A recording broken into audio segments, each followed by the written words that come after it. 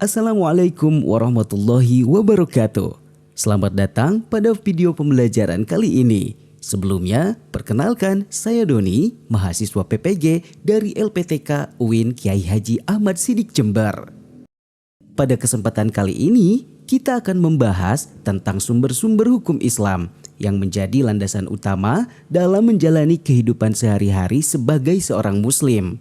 Sumber hukum Islam terdiri dari 3 komponen utama, yaitu Al-Quran, hadis, dan ijtihad.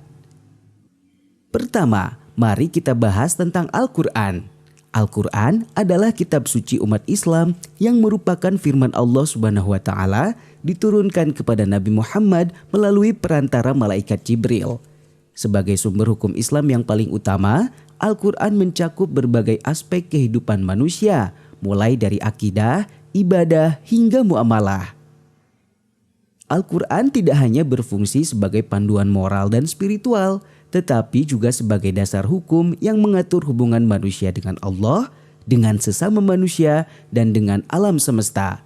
Oleh karena itu, setiap muslim diwajibkan untuk memahami dan mengamalkan ajaran Al-Quran dalam kehidupan sehari-hari. Selain Al-Quran, sumber hukum Islam yang kedua adalah hadis. Hadis adalah kumpulan perkataan, perbuatan, dan persetujuan Nabi Muhammad SAW yang diriwayatkan oleh para sahabatnya. Hadis berperan penting dalam menjelaskan dan memperinci ayat-ayat Al-Quran yang memerlukan penjelasan lebih lanjut. Sebagai contoh, perintah sholat dalam Al-Quran dijelaskan secara umum, namun tata cara pelaksanaannya, jumlah rakaat, dan detail lainnya dijelaskan di dalam hadis. Oleh karena itu, memahami hadis sangat penting untuk menjalankan ajaran Islam secara menyeluruh.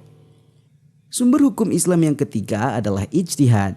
Ijtihad adalah usaha para ulama dalam memahami, menafsirkan, dan menetapkan hukum Islam berdasarkan Al-Quran dan hadis ketika dihadapkan pada masalah-masalah baru yang tidak secara eksplisit dibahas dalam kedua sumber tersebut.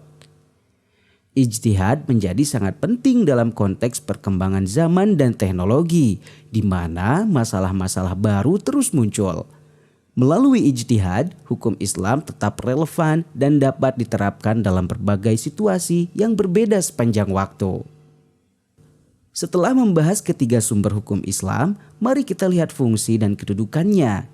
Al-Quran berada pada posisi tertinggi sebagai pedoman utama, diikuti oleh hadis sebagai penjelas Al-Quran, dan kemudian ijtihad sebagai metode untuk memahami dan menerapkan hukum Islam dalam konteks yang baru. Dengan memahami dan mengaplikasikan ketiga sumber hukum ini, umat Islam dapat menjalani hidup sesuai dengan tuntunan agama dan tetap relevan dengan perkembangan zaman. Mari kita terus belajar dan mendalami ilmu agama agar kita bisa menjadi muslim yang lebih baik.